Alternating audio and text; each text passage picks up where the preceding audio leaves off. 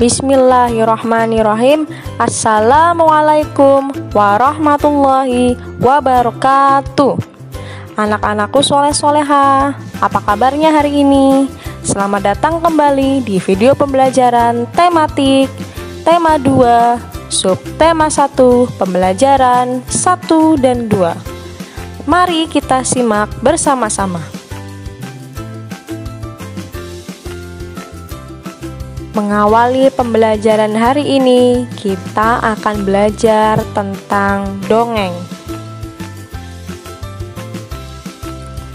Dongeng merupakan cerita khayalan atau tidak nyata. Dongeng umumnya bercerita tentang kehidupan pada zaman dahulu kala. Dongeng biasanya berisi pesan atau amanat. Tokoh yang ada dalam dongeng biasanya manusia, hewan, atau tumbuhan. Dongeng juga memiliki alur cerita yang sederhana. Alur adalah rangkaian peristiwa dalam cerita. Ayo kita saksikan contoh dongeng berikut ini. Kelinci yang rakus. Pada suatu hari, ada seekor kelinci dan dia selalu lapar. Dia adalah kelinci yang rakus. Dia selalu saja makan banyak dan juga tidur lama. Selalu saja makan, dan makan. Makan sepanjang malam, makan sepanjang hari, tapi dia tidak pernah puas dengan apa yang dia makan. Suatu ketika, kelompok kelinci menyerbu ladang sayuran. Semua kelinci makan dengan cepat. Tapi, si kelinci rakus tidak berhenti makan. Salah seekor kelinci mengingatkan, "Hei kau makanlah dengan cepat. Kalau tidak, pemilik ladang akan datang dan melempari kita dengan batu." Si kelinci rakus pun menjawab, "Tolong biarkan aku makan lagi, aku akan makan banyak. Lalu kita akan kembali." Kelinci rakus yang lapar terus saja makan, dan makan. Kelinci yang lain pun berkata, "Hei kau, makan dengan cepat. Lihat itu, pemilik ladang sudah terlihat. Dia akan segera mendatangi kita." "Oh, tidak apa-apa, dia belum sampai di bagian ladang ini. Tolong biarkan aku makan. Aku akan makan lagi, makan dengan banyak, lalu kita akan berlari pulang." Pada saat itu, pemilik ladang mulai mendekat dan semua kelinci mulai berteriak, "Lari, lari, pemilik ladang sudah tiba, lari semuanya."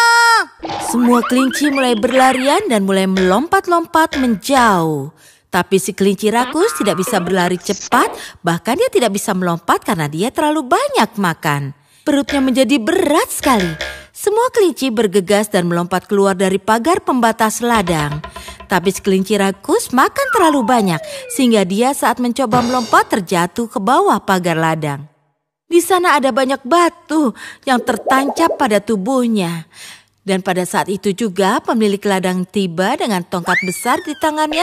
Dia mengayunkan tongkatnya kepada si kelinci rakus dan mengenainya dengan telak. Berlari sambil terpincang-pincang, kelinci rakus akhirnya berhasil mencapai rumahnya. Dia pun berpikir, "Oh, akhirnya aku selamat, syukurlah." Dia mulai berjalan perlahan, tapi ada seekor rubah di belakangnya. Dan tiba-tiba rubah itu mulai berlari ke arah para kelinci. Semua kelinci lain masuk ke dalam rumah, tapi si kelinci rakus tertinggal jauh di belakang. Pada saat dia memasuki rumah, perutnya besar, amat berat, dan membengkak dengan makanan, sehingga dia tersangkut di pintu. Semua kelinci menariknya dari dalam, dan rubah menggigit ekornya. Itu seperti sebuah tarik tambang. Dan si kelinci rakus mulai berteriak dan menangis, tapi rubah tidak melepasnya. Pada akhirnya ekor kelinci rakus putus. Dan rubah pun terjatuh dengan suara yang keras. Semua kelinci akhirnya berhasil menarik si kelinci rakus ke dalam rumah. Hari ini kebiasaan rakus si kelinci rakus akhirnya membuatnya berada dalam masalah. Nyawanya selamat tapi kehilangan ekornya. Hikmah atau pesan moral dari dongeng tersebut mengajarkan pada kita bahwa makanlah makanan yang berasal dari sumber yang halal. jangan memakan hak milik orang lain. Yang kedua, dongeng tersebut mengingatkan kepada kita untuk makan makanan secukupnya. Tidak boleh berlebihan, karena yang berlebihan tidak baik. Jenis-jenis dongeng. 1. Mite, yaitu dongeng dengan latar belakang sejarah yang mengandung hal-hal ajaib dan dianggap suci. Biasanya tokohnya adalah dewa-dewa. 2. Legenda, yaitu dongeng mengenai peristiwa sejarah suatu nama daerah atau asal-usul daerah. 3. Fabel, yaitu dongeng yang tokohnya adalah hewan dan menceritakan tentang kehidupan mereka. 4. Hikayat, yaitu dongeng yang menceritakan kehebatan atau kepahlawanan seseorang. 5. Parabel, yaitu dongeng yang menggunakan perumpamaan untuk menyampaikan pesan moral. Setelah ini kita akan belajar materi matematika. So, jangan kemana-mana ya. Bismillahirrahmanirrahim. Assalamualaikum warahmatullahi wabarakatuh.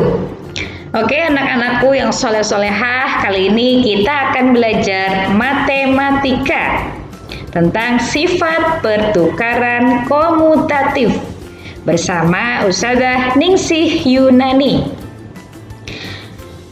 Nah, kali ini kita akan belajar tentang sifat pertukaran atau komutatif pada penjumlahan.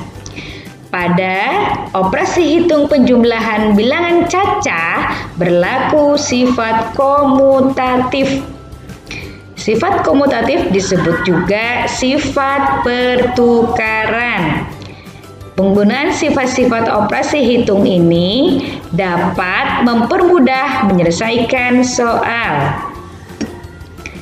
Sifat komutatif penjumlahan dapat ditulis A ditambah B sama dengan B ditambah A. Ingat-ingat ya nak ya. Ulangi lagi. A ditambah B sama dengan B ditambah A. Oke, next. Nah, kita kerjakan contoh soal ini ya.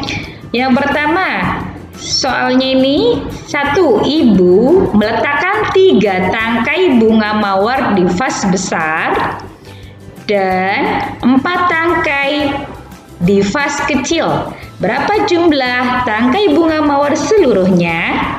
Jawabannya itu, nah, di vas yang besar itu ada 3 tangkai, ditambah vas kecil ada berapa tangkai?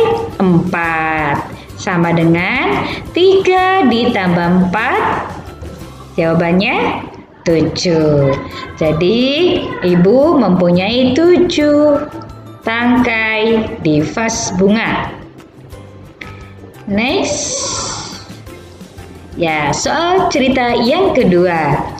Jika ibu menukarnya menjadi meletakkan 4 mawar di vas besar dan 3 tangkai mawar di vas kecil, berapa jumlah tangkai bunga mawar ibu sekarang? Jawabannya, nah, sekarang di vas besar ada berapa? 4. Di vas kecil ada 3. Jadi 4 ditambah 3 sama dengan 7 tangkai. Kesimpulannya, hasil penjumlahan 2 bilangan cacah akan sama hasilnya walaupun kedua bilangan tersebut ditukar. Oke? Nah, anak soleh-solehah, silahkan kalian belajar lebih giat lagi, ya. Nah, syukran kasiran. Manusia adalah makhluk sosial yang saling memerlukan satu sama lain. Setiap manusia harus saling menghargai. Jika ada seseorang yang selalu berbuat baik kepada kita perlu mengucapkan terima kasih. Mengucapkan terima kasih merupakan salah satu perbuatan terpuji yang sesuai dengan pengalaman sila Pancasila, yaitu sila kedua. Mengucapkan terima kasih dapat membuat hati kita menjadi senang.